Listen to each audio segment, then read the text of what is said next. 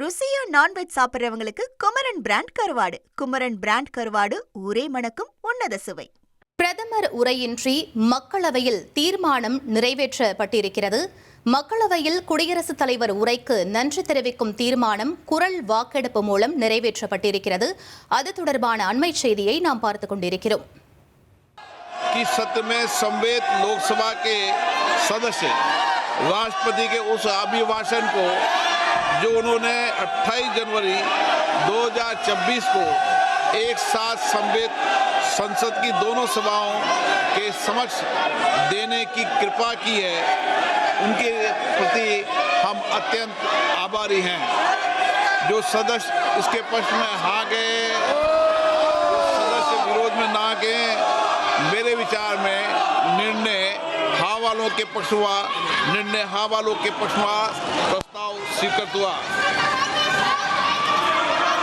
मैं माननीय सदस्यों से आग्रह करता हूं। மேலும் விவரங்களை எமது செய்தியாளர் ரமேஷ் வழங்கிட கேட்கலாம். ரமேஷ், முழு விவரங்கள் என்ன பதிவு பண்ணுங்க.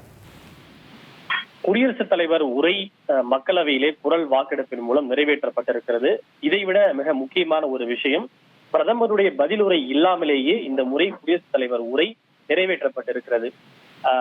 குறிப்பாக எதிர்க்கட்சிகள் பல்வேறு விவகாரங்களை முன்வைத்து கடுமையான அமளியிலே ஈடுபட்டு வருவதால் நேற்று மாலை 5 மணிக்கு நடைபெறுவதாக இருந்த பிரதமருடைய பதிலுரை நிறைவேற்ற முடியாமல் போனது. பொதுவாக குடியரசுத் தலைவர் உரை மீது விவாதம் நடைபெறுகின்ற போது இரு அவைகளிலுமே பிரதமரை பதிலுரை வழங்கிய பிறகுதான் குடியரசுத் தலைவர் உரை நிறைவேற்றப்படும். ஆனால் இந்த முறை பிரதமருடைய பதிலுரை இல்லாமலேயே மக்களவையில் குரல் வாக்கெடுப்பின் மூலம் இந்த குடியரசுத் தலைவர் உரை நிறைவேற்றப்பட்டிருக்கிறது.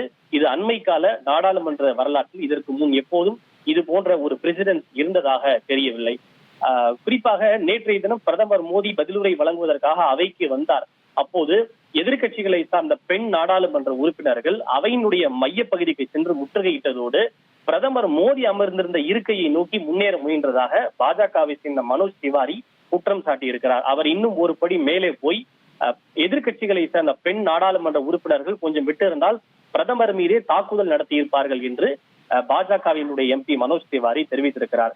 தொடர்ந்து இது போன்ற பல்வேறு பிரச்சனைகள், எதிர்கட்சிகளுடைய கடும் அமளி போன்றவை காரணமாக பிரதமருடைய பதிலுரை இல்லாமலேயே இந்த குடியரசுத் தலைவர் உரை நிறைவேற்றப்பட்டிருக்கிறது. ஆனால் மாநிலங்களவையை பொறுத்தவரை இன்று மாலை 5 மணிக்கு பிரதமர் மோடி குடியரசுத் தலைவர் உரைக்கு நன்றி தெரிவித்து பதிலுரை வழங்குவார் என்று அரசு சார்பில் சொல்லப்பட்டிருக்கிறது. காங்கிரஸை பொறுத்தவரை என்ன சொல்கிறார்கள் என்றால், கடந்த 2005ஆம் ஆண்டு மார்ச் 10ஆம் தேதி அப்போதைய பிரதமராக இருந்த மன்மோகன் சிங் அவர்கள் குடியரசுத் தலைவர் உரைக்கு பதிலுரை வழங்க எழுந்த போது அப்போது எதிர்கட்சியாக இருந்த பாஜகவினர் பிரதமர் மன்மோகன் சிங்கை பேச விடாமல் தடுத்தார்கள். எனவே இதற்கு முன்னுதாரணம் இருக்கிறது என்கிற கருத்தை எதிர்கட்சியான காங்கிரஸ் முன்வைத்திருக்கிறது. விவரங்களுக்கு நன்றி ரமேஷ். ருசியா நான்வெஜ் சாப்பிட்றவங்களுக்கு குமரன் பிராண்ட் கருவாடு. குமரன் பிராண்ட் கருவாடு ஊரே மணக்கும் உன்னத சுவை.